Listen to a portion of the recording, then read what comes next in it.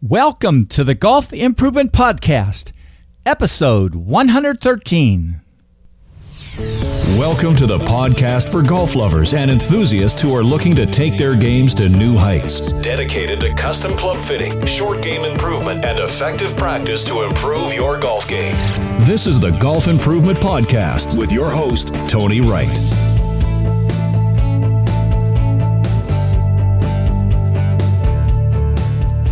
Hello, this is Tony Wright from Game Improvement Golf in Oak Ridge, Tennessee, with the Golf Improvement Podcast, dedicated to sharing useful information on true custom club fitting, short game improvement, and effective practice techniques, bringing you the custom club fitting experience of your life and lower scores always. About 2 weeks ago, a good friend, Bob Sims, who's the head golf coach of the St. John Fisher golf team in Rochester, New York, texted me and said, "Tony, you've got to read this book."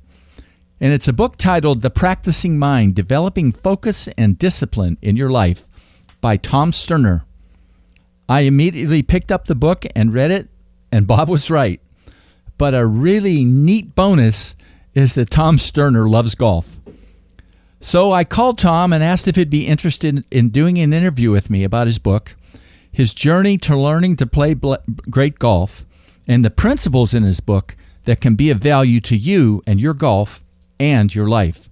So enjoy this interview with Tom Sterner, CEO and founder of the Practicing Mind Institute and author of The Practicing Mind.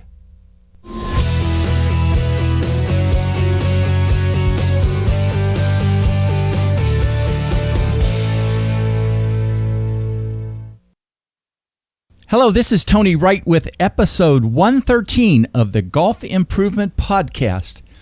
And today my guest is Tom Sterner, who is the founder and CEO of the Practicing Mind Institute, but of more importance for today, wrote a really interesting and useful book.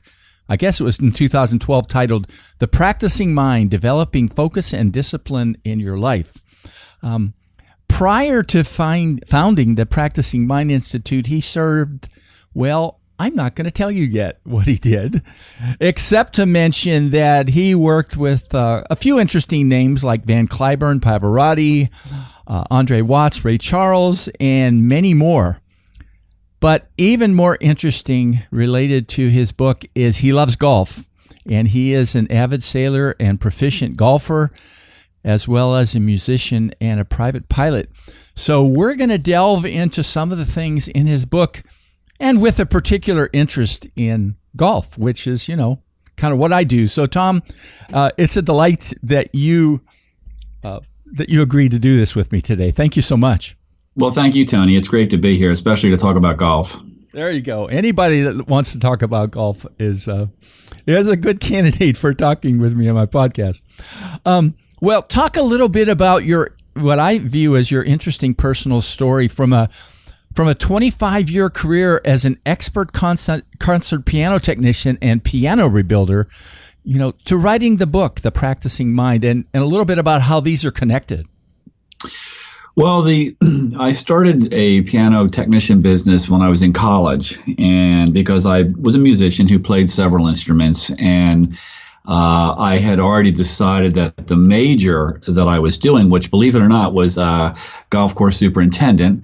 But at the time, you didn't say that in the book, did you? I don't think you did. No, I did not. That was actually my major in college. But it was, I was at that time, I was concerned about the chemicals, which they don't use anymore. But back then, they were actually warning us of the herbicides that they were using and the fertilizers because of the toxicity of them. So I decided that I'd started this business as a piano technician, and it was doing so well that I thought, well, I'll just finish the degree requirements here for this course, and then I'll just go full-time into the piano technology. And that developed into, by the time I was 23, I had pretty much every credential that was available, and I ended up being a high-level concert piano technician. And then after that, I went into full-scale piano remanufacturing, which I had one of the bigger shops on the East Coast, and that entailed pretty much all grand piano work. It makes sense to remanufacture a grand. For example, somebody has a 7-foot Steinway, and at the time it would cost maybe $70,000 to buy that piano new. Yeah. And you could remanufacture it from soup to nuts for maybe $45,000. So from an accounting standpoint, at that point it was worth everything that the new one was. So it made sense financially to do that. So I had more work than I could do with that. As you alluded earlier, working as a high-level concert piano technician, I worked everything from outdoor rock concerts where I would end up sitting in the trailer next to some of the biggest rock stars working on their keyboards, to country western, pop, classical, jazz. I mean, I met a lot of very well-known people during that time. Now, the reason that was an interesting trade and a great segue for me, it was a great incubator for writing The Practicing Mind, was that when I was young, I was very creative but very undisciplined mentally. And so my mind was always running off and looking for something new to get involved with. And I would start on whatever the new thing was, like playing an instrument, and then I would lose the initial enthusiasm. I would burn that up. And my practice was terrible, and I didn't have the discipline to continue. But a lot of that came from the fact that I just didn't understand practicing in general. But what happened was that when I got into piano technology, what's very difficult to communicate to people about piano work is the sheer numbers and monotony of everything. I mean, it's a very tedious trade, and it's also you're in solitude, pretty much all day long. Yeah. So I worked alone at a job that was working in 30 seconds of an inch and had to be done hundreds and hundreds of times. And when you finish this piano, there was always 5 more stacked against the wall waiting for you to start. So it was a job which really required a high level of mental discipline. And that was one of the reasons why I noticed that I had this problem. I realized I was never going to be able to accomplish anything that I wanted unless I could get a hold of this lack of discipline and turn that around. And so the piano trade, working by myself, really, and in a job which required total focus for long periods of time, doing the same task over and over again, was a great place to prove a lot of the things that I was working on. I became very interested. I had read Eastern Thought for many years. I became very interested in neuroscience and sports psychology and peak performance studies. And so I spent several decades studying that. And during that time, I didn't start playing golf until I was in my late 20s. There were no golfers in my family. Yeah. So it was not something that I was raised with. But because I was raised playing musical instruments, I had a concept of practice, that I didn't expect to get into golf and play good at it. In fact, when I started being taken out by my father-in-law and I was borrowing old clubs, the first thing I noticed was how bad so many of the people were that had been playing for years. And it just didn't make any sense to me. I thought, if you were to compare this to pianos and taking piano lessons, it would be like somebody taking piano lessons for 10 years and still being in book number 1. I mean, it really struck something with me, and I didn't want to go down that path. So I just expected I was going to need a lot of instruction and a lot of repetitions and a lot of practicing. But that was where I really began to, distill everything that I had learned from all of my reading and everything I had applied in my trade. I applied it to learning golf, and I was able to, and I think a lot of golfers can appreciate this. I mean, within 2 years, I was playing to a single-digit handicap, and that was really not because I was athletically some sort of athletic prodigy by any means. I was not in any real sports other than gymnastics when I was in high school. But it was just because, and I was told this over and over again by the different PGA pros that I work with, was that they hadn't met somebody that had this concept of practice and a practice ethic. In fact, that I did. In fact, the one PGA pro that I still work with told me that he said, you're such an interesting study as a student, he said, because I can try a technique out on you, and I know that when I see you next week, you'll have at least 1,000 repetitions on it, and I can see if the concept works. So I was kind of an experiment for him. Right. So anyway, that was, that was what got me to the place where I eventually wrote The Practicing Mind, and then the follow-up, which is Fully Engaged. And I sold the piano service business back in 2006. I actually self-published The Practicing Mind when I first did it, and then it just became. I don't know what I expected. It's like I jumped off this cliff. I had kids going into college, and everybody's like, "What are you doing? You're selling this business that you've worked for years. You've been in for 25 years, and you're going to write a self-help book." And I said, "I don't know. I think it'll work." And but I really hadn't thought it through. But it ended up working. I mean, I sold the book, and it became a fairly big deal. And then it was bought out. The rights were. I was approached by New World Library and asked if they could, if they could publish a second edition. So I just added content to it. I didn't take anything out, and that's the book you're referring to that was published in 2012. Something occurred to me as you were talking, and that is, and I'm going to relate it to my previous discipline. Okay, I was an engineer and a scientist, but in so many disciplines, you kind of get taught some things, right? You get taught, how would I pick it? Fluid mechanics or this or that. But then there are other things that they don't necessarily teach you, and that's the analogy about learning how to practice. I mean, I teach you how to swing a golf club. But in the engineering discipline, if you don't learn how to write, if you don't learn how to communicate and different things like that, it's hard to be successful. So there's, do you see the analogy I'm trying to make? Absolutely, there? And it's a great point. Yeah, there's just so many things that are like that where there's something else that isn't taught in the standard things that really makes a big difference. So. Well, we're gonna dive into golf, and I know from a little bit of talking with you that and what you said today that you really enjoy it. So, but talk a little bit about in your journey to learning to playing golf well, and my gosh, a single-digit handicap in 2 years is pretty amazing. Some of the principles from the Practicing Mind that you brought into play there. Well, there's first of all is to learn that you are in. We'll talk about process, not product. When you're learning golf, when you're playing golf at a high level, there is the process of practicing, the process of learning the golf swing, or course management. It could be anything. And I've worked with a lot of college athletes on course management, which is fascinating to me because these kids, they've got the athletic skills. They just don't think well on the course. And but learning to be absorbed in the process. So, for example, many times when I would practice, I would not use a ball. And the reason is because we get very easily distracted by the ball flight, because that is the goal, is the ball flight. So what ends up happening is you go to the driving range and you say to yourself, okay, I'm going to work on my position at the top.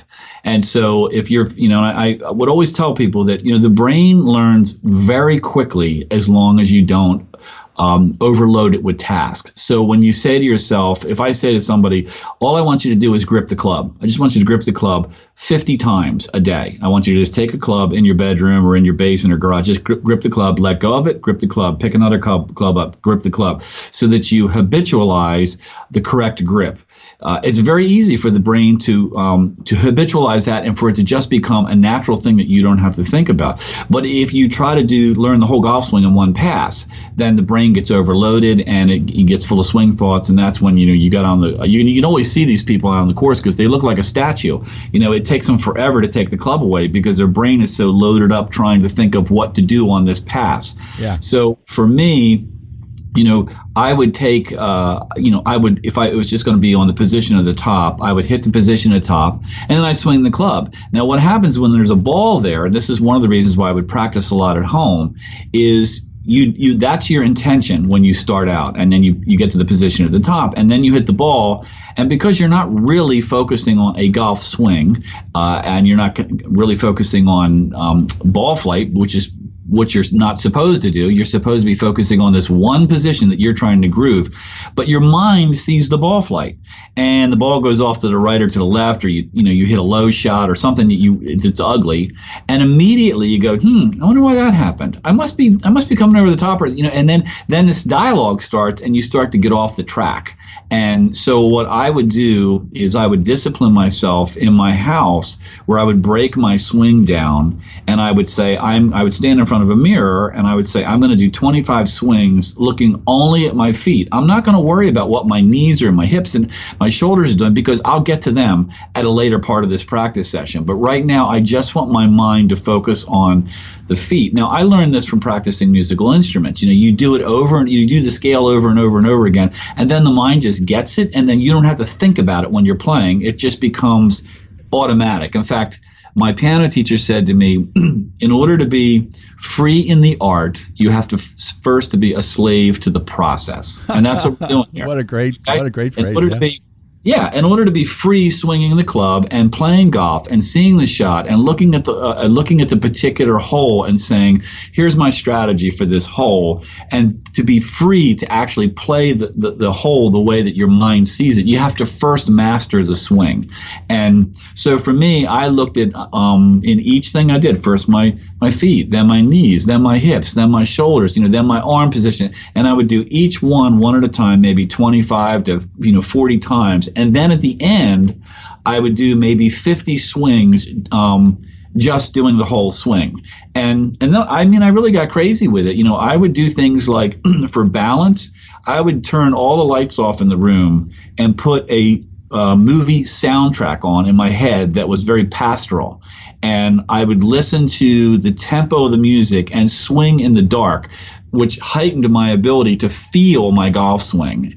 And it also created this sense of where I was in space and whether I was in balance and all these different things. And and that was the kind of stuff that I did. And I enjoyed it because I felt like each little thing I was doing like that, where there was no ball involved, was showing my body and my brain, this is what I want you to do in the golf swing. And that's why I progressed so quickly. And then I would go to the range, and when I was hitting balls, I wouldn't be thinking about all that stuff, because then I would be just trying to make the ball do something. So I was always giving my mind one single task to function on, or to focus on, so that it wasn't distracted and it wasn't making a lot of judgments. So when you were on the range, you'd say, okay, I want to hit it low, or I want to hit it left, or things like that, or those kinds of things when you were? Yes, I'd say I want to hit a draw. I want to hit a cut. I want to hit a hard cut. I want to hit a high cut. I want to hit a low cut. Because it got to the place for me when the pro would take me out, and he would just throw balls down under a tree and say, you got to cut this thing 20 yards, and you got to keep it, no higher than 10 feet off the ground. Let's see what you can do. I would do that stuff, but it was always without judgment. It wasn't like I stink at this, right? I hit a bad shot, because when you're learning, you're at your threshold. And I think it's a very important point for people to understand. When something feels difficult to you, when you feel like you're struggling, when you get out there and you're struggling on the course, it means that you're up against your playing threshold for that particular day. And one of the things that you have to learn is how to get through that. And you can't do that if you're not there. In fact, a short story from the second book is I was working with a very talented high school golfer. She was probably a sophomore. She had broken all kinds of records. But when she contacted me, she had a problem with when the wheels started coming off. If she wasn't playing her A game, she would fall apart. She would become very judgmental, very hard on herself. And so she had this tournament coming up in a year that if she qualified for it, if she placed in the top 4, she would move up, and eventually she could play as an amateur in a pro contest or tournament. Yeah. So anyway, she contacted me a year before this tournament showed up, and she said, I want you to work with me on my mental attitude. So, and my course management. So I would follow her, after school they would have these tournaments, and they were all co-ed. She just played with the boys. But I would take notes, I'd watch and see how she set up and just made decisions on the course. And in those rounds, there really wasn't any pressure. She didn't really care if she won or lost. She was just working like everybody else was. But then she ended up playing in a state tournament, which she was leading the tournament. First time in like 10 years, a girl was leading the tournament. And to jump ahead, we would meet and talk, and she would take notes. So finally the day for the tournament came. And normally they weren't allowed to use a caddy. They had to carry their own bag. But in this particular tournament, they could have somebody carry their bag. So she asked me to carry her bag for her, thinking that having me on the bag would be a tremendous advantage. Yeah. So when I got to the course, she was on the range, and I was watching her, and I could already see her trying to steer the ball. And she was like trying to not hit it someplace she didn't want to. So what was she doing? She was letting go of this athleticism that she had already proven to herself many, many times, and she was starting to degrade her performance. And I wasn't really sure how to handle that. I thought if I tell her that, it might start this internal dialogue that she doesn't need to start with. I thought maybe she's nervous, and after she gets off the first tee, then she'll calm down after a hole or two, and she'll drop into her regular routine. Well, that didn't happen. She just, by the time she just was awful. Her tempo was off. She lost all of her confidence. And by about the fourth or fifth hole, she was completely cooked. And there was no way she was going to win the tournament or even place in a tournament unless she had some miraculous round. So we're walking down the fairway, and I thought, I need to say something to her. So I said, I got to ask you a question. I said, why did you ask me to work with you? And she said, I asked you to work with me to help me overcome this situation. And I said, I agree with that. I said, so how do you think you do that?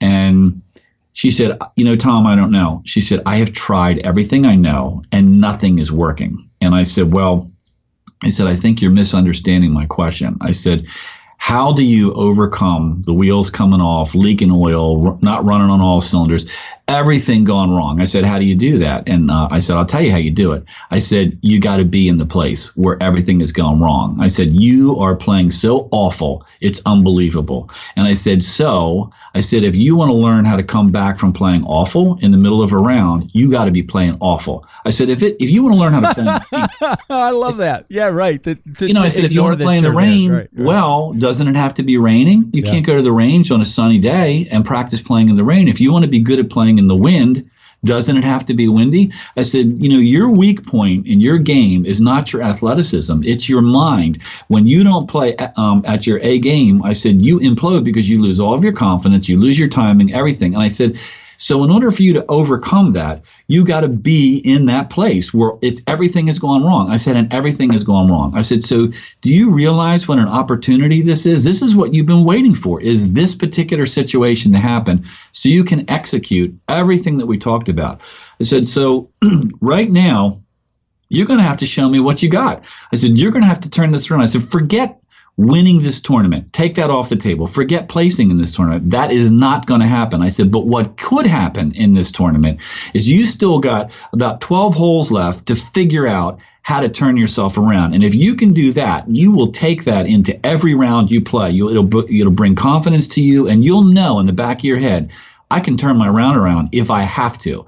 And as soon as she did that, Tony, it took her about a hole and a half to find her swing. And then she was just right back on top, striping it. And now at that point, it was too late, as I had said, as far as that particular tournament. But what she said to me when we were walking up the 18th fairway, she said, Tom, if I had a choice between everything I won this year, the records I broke, and all that sort of stuff, and what I found out today, she said, it's a no-brainer. She said, I am on top of the world. She said, I cannot believe that I was playing that poorly, and I brought my performance level back up to my A game. She said, it's a fantastic feeling. So my point is that when we're in these situations, when we feel like we're struggling, that we need to recognize that the word struggling it's just a label for a feeling that we have inside.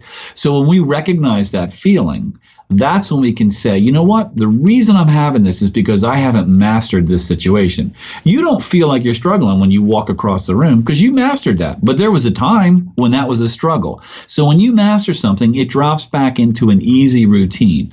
So that's the same thing here. When you feel like you're struggling in your round, instead of thinking about this is going to kill my score today, think about here's an opportunity for me to turn this around. This is what I've been waiting for. And it really does change your mindset because now, you don't have to hit the next shot great. You just need to figure out how to turn your game around. And maybe it's how to score, basically. So maybe it means that you're going to find the part of your game that's strong that day. Maybe it means that it's putting, maybe it's driving, but you're going to find something about your game that's working, and you're going to bring your momentum back up onto a positive side.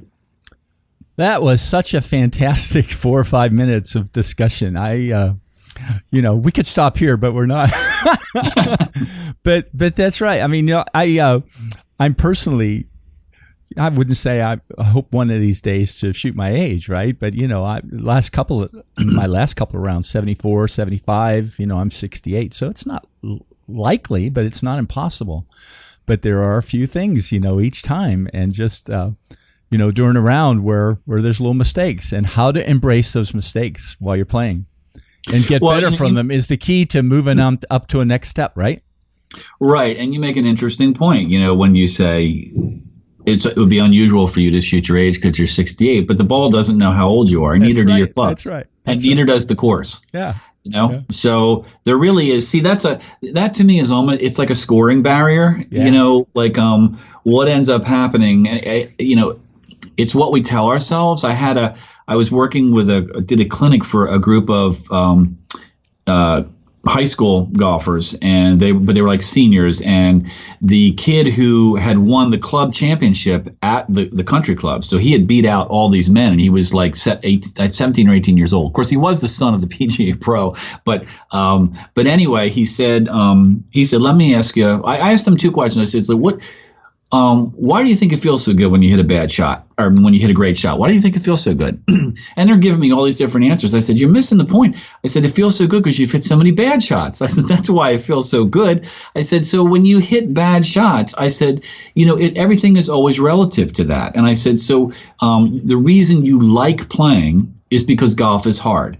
If somebody handed you a golf club and the first time you hit the ball pure, and every time you hit the ball pure, you wouldn't play it for very long. You'd just walk away from it. I said, what do you do with a video game when you master it? And all the kids said, I get rid of it. I said, that's right. I said, you want it to be harder than you're able to deal with. I said, not so hard that you can't do it at all. Just kind of at that threshold where you can almost beat it, and then you start to be able to beat it.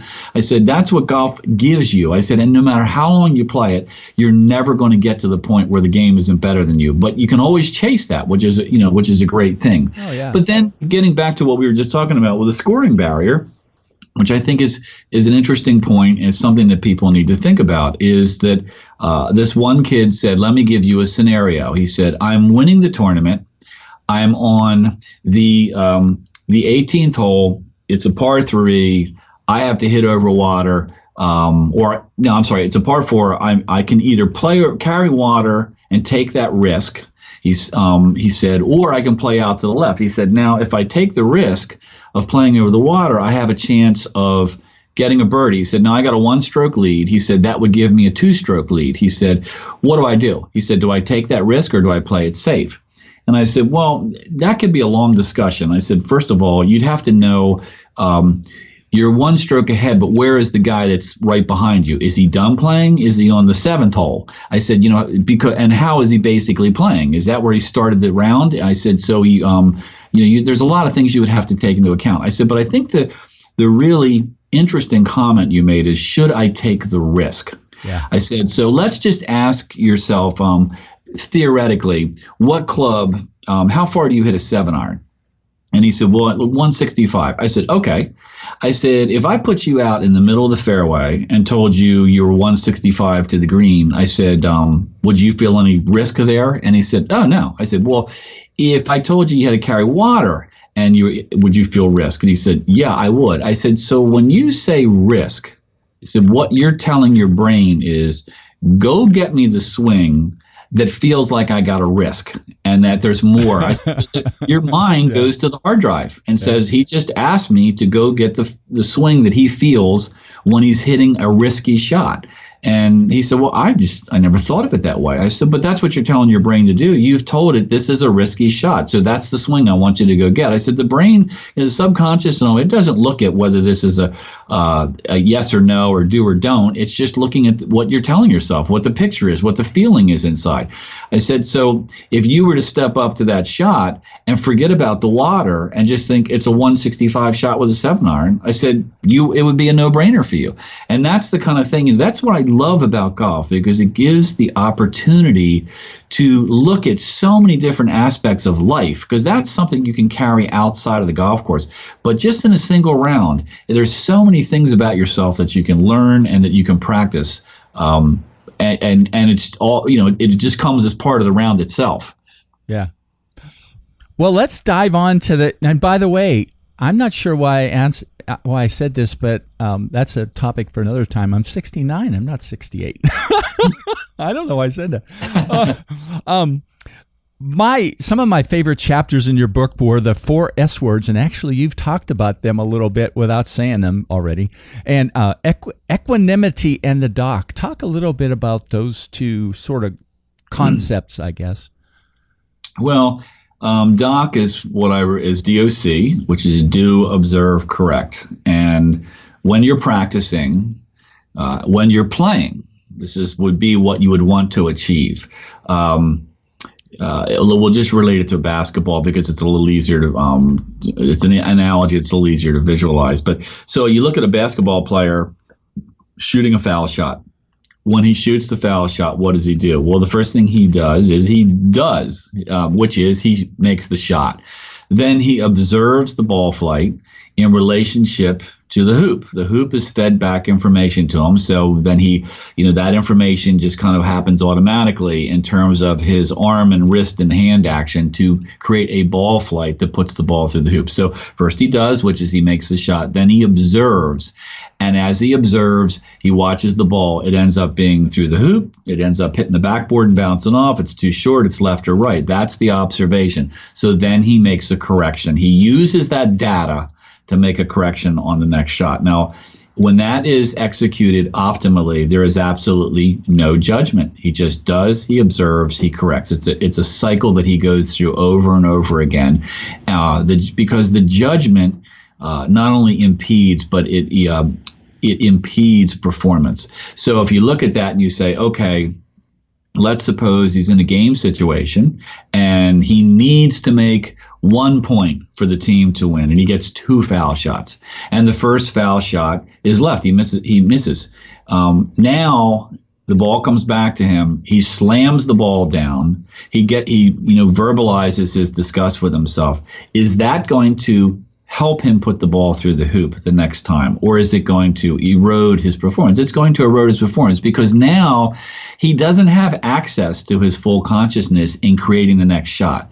All he has done is erode his confidence and put doubt in there, and he's reinforcing and installing that sense of doubt within his mind as to whether he's going to make the next shot. It doesn't, people can say, well, yeah, but he has to make the next shot. We're not debating that. That has nothing to do with it. All I'm saying is that his attitude is only eroding his chance of making the next shot. That's just a plain fact. And so to me, to learn when you practice something, and when you're playing around the golf, just like when you're on the range, you are practicing playing around the golf. On the range, you're practicing hitting shots. In your garage, you're practicing swing mechanics. When you're on the course, you are practicing every aspect of your golf game. And that means you're practicing hitting a shot and letting the result of that shot go. You let that go. It's already in the past. It's just as far as the past as the Roman Empire. Once that ball leaves the club face, it's done and it's in the past. So now you have to learn to let that go, observe it, and then make the correction that you're going to have to make on the next shot. Now, maybe that correction is nothing. Maybe you put the ball right where you wanted. You hit the exact shot you wanted. But it's that learning to do, observe, correct without judgment, because that keeps the mind still and open and clear to hit whatever shot you need to hit. And it helps it to be quiet, too, because when you start judging, that's what ramps up the internal dialogue and the self-talk. And when you're judging, Unless it's something great, if you hit a great shot, yeah, and then sit there and relish that, But when you hit a bad shot, you need to learn to shut that cycle off.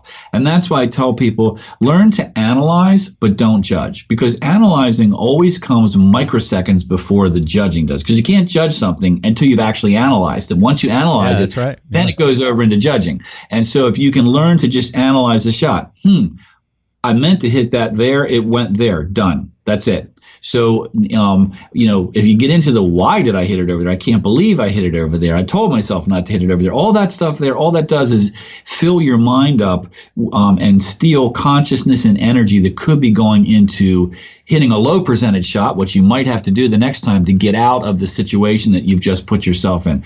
But, I remember seeing, one of the pros, he was, and I'm trying to remember who it was, but he was going to be number one. This is going back about 10 years ago. And they were asking him if he won this tournament he was playing. They said, if you win this tournament, you're going to be number one. And how do you feel about that? And he said, the way I feel about that is if I thought of it like that, I can assure you I wouldn't be number one. He said, I have to hit one shot at a time and think of one shot at a time and let go of the shot after I hit it. And so this stuff is so well documented and so well known that there really isn't a whole lot of need to discuss it. I think most people should have heard it by now. But the point is that do observe, correct, Doc. That brings equanimity internally, this just sense of balance and equal non-judgment. That's what equanimity is. It's just non-judgment. And, like people can say, well, it's hard not to judge a bad shot, and I'm not saying it's easy. I'm just saying that if you want to perform at your highest level, this is part of the practice of playing around the golf. The guys that are really good, you watch them on there, they talk about how they look at a guy like, Dustin Johnson. I mean, these guys, they don't get all, the guys that get all emotional and angry and everything, they're usually not in the lead. If you look at the guys that are coming down the 18th fairway that are winning the tournament, their eyes are very still. What do people do when they're all nervous and angry? Their eye movement. There's got all kinds of eye movement. It's really an outward indicator of what's going on in their brain. The guys that are really centered and focused, their eyes are very still. They're just walking with purpose. There's not a whole lot of thinking going on there. It's just that's when you get in the zone, when your thoughts thin out and your mind is calm, and then it's just sitting there waiting for you to tell it what you want it to do. As far as the 4 S words, simplifies. Short, slow. I mean, those words, when you go through them, they're really about practicing. To me, when you practice, it's what I said earlier. You don't, the mind can learn anything very quickly if you don't overload it. So simplify the task and go, I'm just going to work on my feet. I'm just going to work on my grip. I'm just going to, not for the whole time, just for a particular period. Dedicate your mind to just focusing on one particular task, one particular area of your swing, and with non-judgment. Those two go together. Now, you can carry this onto the course. I've going out where I break the round down. I'm only going to focus on, right now, I'm only focusing on looking at the hole. That's really going to be my round today. I am going to focus on analyzing the hole and what my game strategy is going to be for this particular hole. And then I'm going to just play the hole to the best of my ability. But what I really want to focus on today is that, and then figure out, did I read the hole correctly? Or maybe I'm going to focus on where I place my drive. It's even when you're playing around is, or how I react. I'm going to work on how I react to my drives or how I react to my iron shots or all those types of things. I divide the thing into small things that I'm going to practice in this round. When I go out to play, I make a decision. I'm not, am I going to keep score on this round? Because a lot of times in the summertime, I'll go out at like 6 o'clock and just play until it gets too dark to play. And if I do that, most of the time I'm playing more than one ball. There's nobody on the course or very few people. And I might hit a drive and then get out to the fairway and throw 3 balls down and try to hit 3 different shots. I might try to hit a low cut, a draw, whatever, just to see if I can make it work in that situation. And if I do that, then I'm not focusing on my score. I'm focusing on hitting shots and just having fun. Now, other times I may be really serious about, today I want to focus on getting a good score. And if that means leaving my driver in the bag, it means leaving my driver in the bag. I played a lot of tournaments where I wouldn't pull my driver out until the back 9. It was just like I'm hitting the 3-wood far enough. So it's not, I think one of the things that men struggle with is is because most of us come up playing baseball is, we just want to kill it. Because in baseball, man, you can really lay into that ball, and there's a big field out there that, that ball can go out into. It doesn't work that way with a golf club. An eighth of an inch off at impact translates into yards at the end of the ball flight. And I've played tournaments with guys that can hit the ball, maybe 40 yards longer than me on their drive, but they're in the trees, so it doesn't do them any good, but they just can't wait to wail away at the ball off the tee. And I actually had an uncle who was a very low handicapper, and that was one of his strategies to get guys off their game was, he would save his driver, because a lot of times he was playing against younger guys. He would save his driver to a hole where he knew he could put it out there far. And then he would do that, and he would end up either out driving these younger guys or driving to where they were. And he said that plays with their head, that this older guy is right there. He said, so then they start trying to reach a little bit. And he goes, and as soon as they start to do that, their tempo starts to get off. And he goes, and then their swing starts to come apart. Yeah.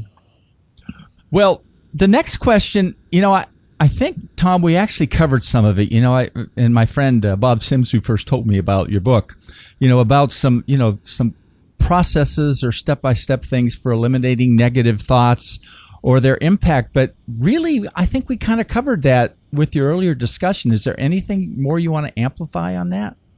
Well, I would say this, that you can't change anything you're not aware of. And the biggest asset / enemy for a golfer is your mind.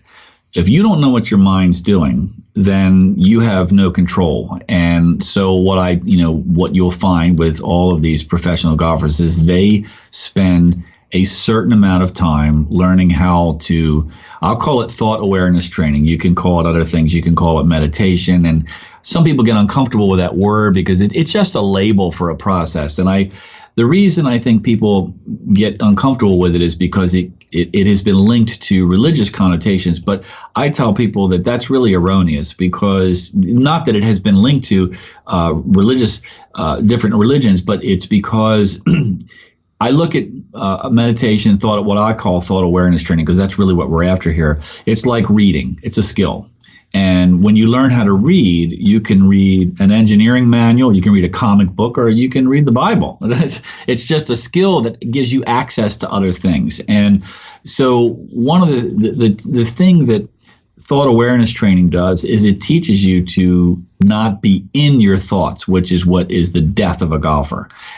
You want to learn to be aware of what thoughts your mind is producing. And then you have the opportunity to choose whether that thought is productive or whether that thought, well, they're all productive. They just don't produce results they don't want. So, you have the opportunity to choose, how can I use my mind here, or am I going to be used by my mind? So I think it's very important that in order for you to be a conscious choice maker throughout your round, throughout your life, throughout your practice session, to be able to say, we just talked about don't judge. We want to analyze. Well, how do you do that? Well, first of all, if you're in your judging, if you're in your behavior, then you're not a witness to the behavior. You're just in the behavior. So, when you watch people and you see this, when you watch people that get annoyed with themselves, they're not noticing that they're annoyed. They're just annoyed. And there's a big difference. There are two different places that you can be. So when you learn this, it's a tremendous, tremendous strength. And I'll give you a short story, but just first I'll tell you how to do it. You can, there's just two ways that I think are useful. One is to, they both require you to sit still in a chair for 10 minutes. Put your feet on the floor, close your eyes. You want to be someplace where you're not going to be disturbed. You close your eyes so you don't have any visual distractions.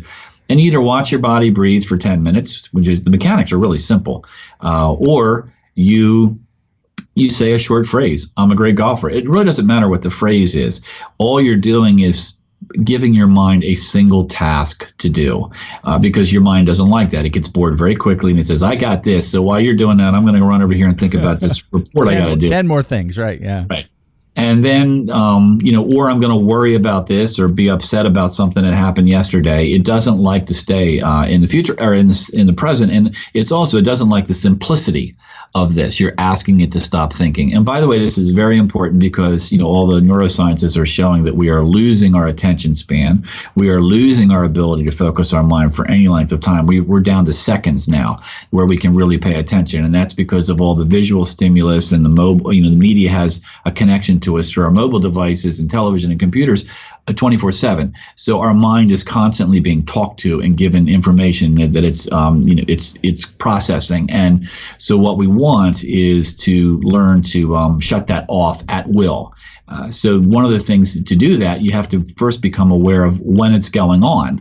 And that's what this does. Whether you sit for 10 minutes and you just close your eyes and hear this phrase in your head that you make up, or you sit and you practice watching yourself breathe, either one of those will have profound impacts on your ability to notice what your mind is doing without your permission. And that's always a revelation when people realize that, hey, even when I tell my mind stop doing that, it does it anyway. And if that's the case, then who's really in charge, you or your mind? And it's when people really realize, what, I'm really not in charge a lot of the time during the day. My mind is just doing whatever it wants to do. So I think that's really important. And the key factor is to understand is that there's no such thing as nobody's bad at this. You can't be bad at this. What gets people and discourages them is when your mind runs off, which it will do, you'll sit about 30 seconds into your session, your mind will be thinking about something other than your breath or your phrase, and you'll have to pull it back to your attention, back to your breath or your phrase. And what happens is that when people find that they're chasing their mind a lot, they think they're not good at this. And I tell them, look, you can't chase your mind if you're noticing your mind, and that's what you want to do. So some days your mind's really active, and some days it's not. So if you're noticing your mind and you're chasing it a lot, it just means you're getting a lot of repetitions in that for that particular 10-minute sessions. It's all normal. Everybody, no matter how long you do this, you're going to have days where you're anxious or whatever. There's going to be a lot of thoughts going on.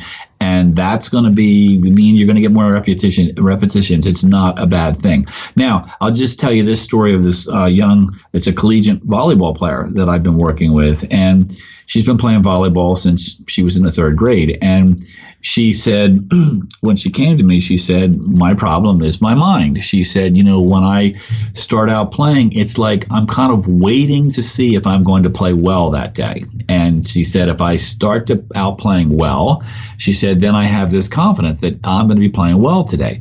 She said, if something starts to go south, I lose a few points or whatever, I feel like I've let the team down.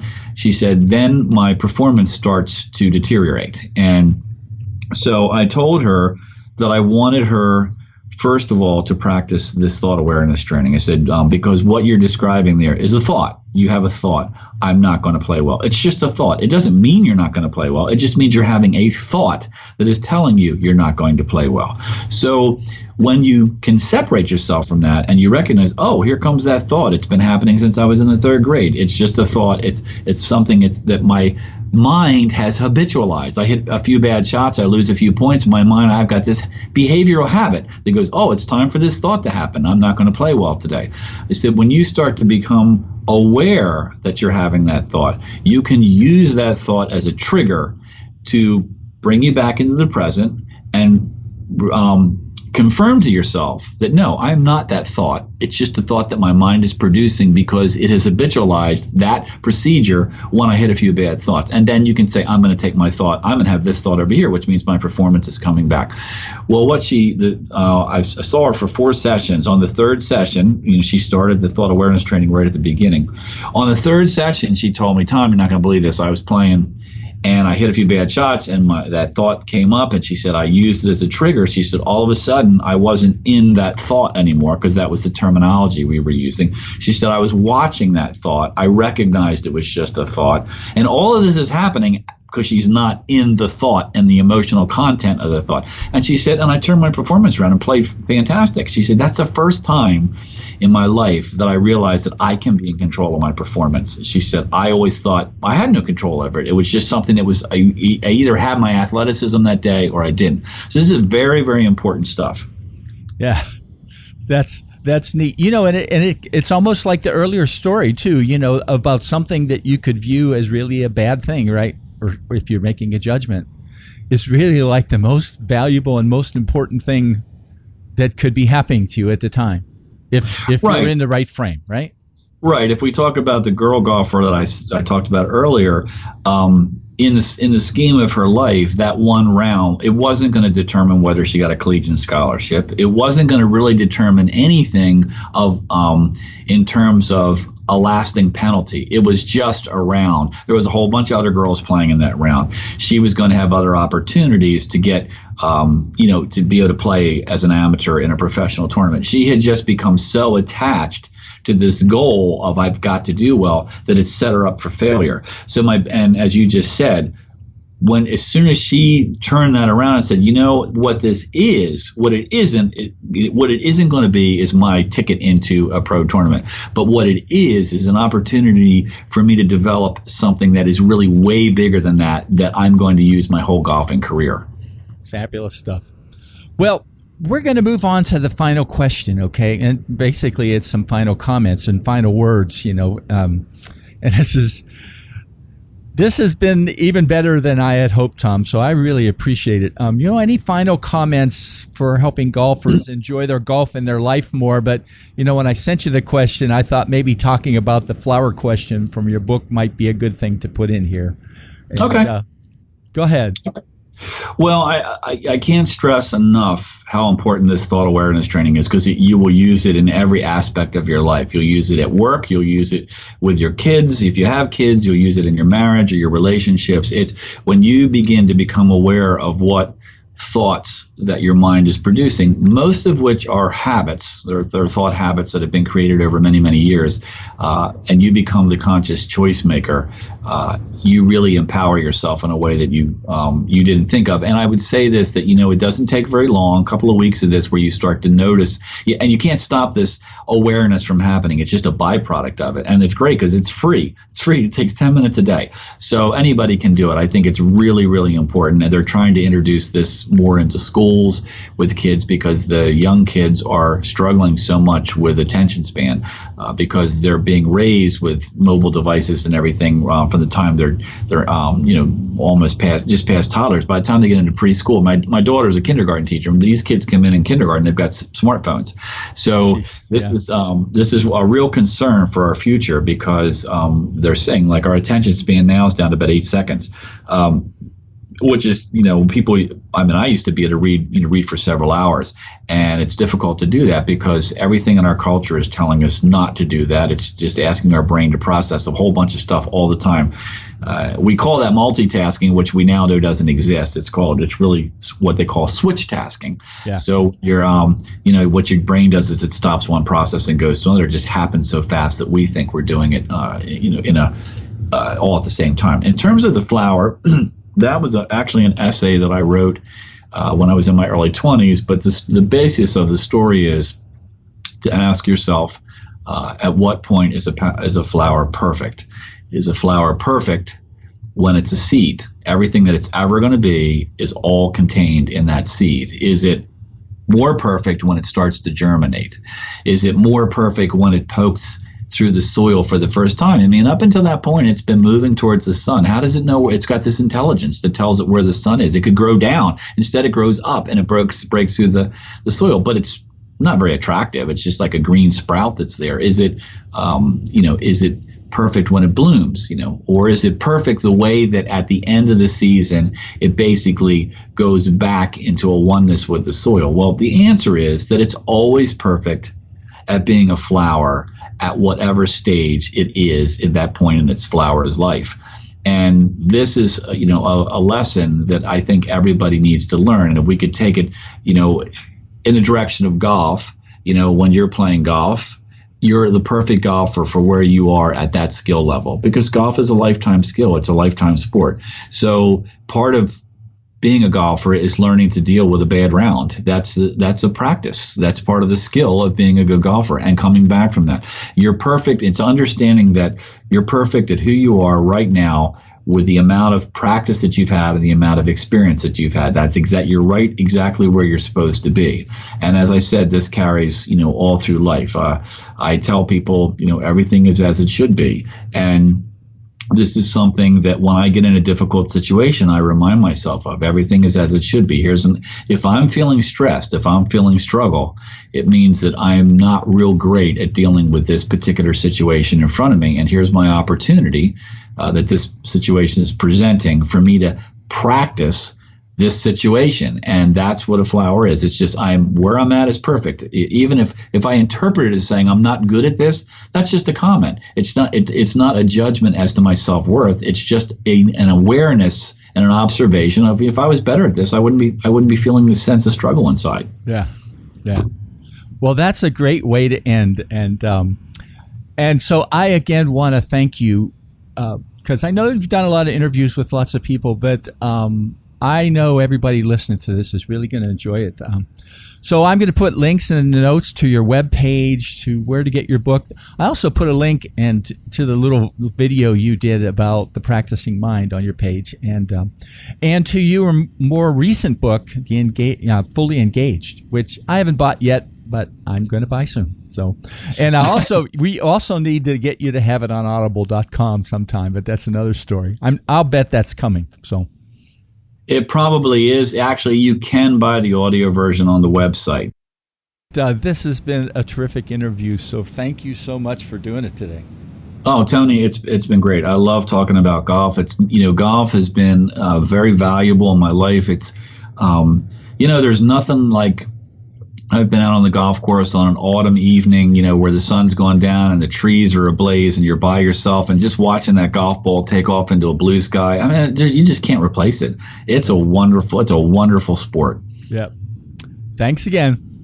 Thank you.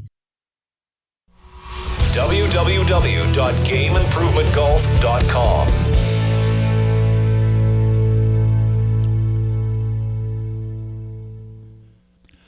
Tom, a big thanks to you for doing this interview. I hope you listeners enjoyed it, and in particular found some takeaways from what he said to help you to play your best golf and also to enjoy your life more. I've included links in the show notes to Tom's website, and note he in 2016 published another great book titled Fully Engaged, Using the Practicing Mind in Daily Life. A link to a video trailer for the Practicing Mind book, and to where you can buy his book on Amazon.com, a book well worth reading and applying to your golf and life. A final note, I love getting suggestions from people like Bob Sims for people to interview on this podcast. Contact me anytime if you have any suggestions, and your ideas will always be appreciated. Well, that's it for today. Please subscribe to my podcast on iTunes, and I'd love to have you write a review there. And also, you can click the link in the show notes to receive my podcast and blog posts directly by email. See you again in 2 weeks.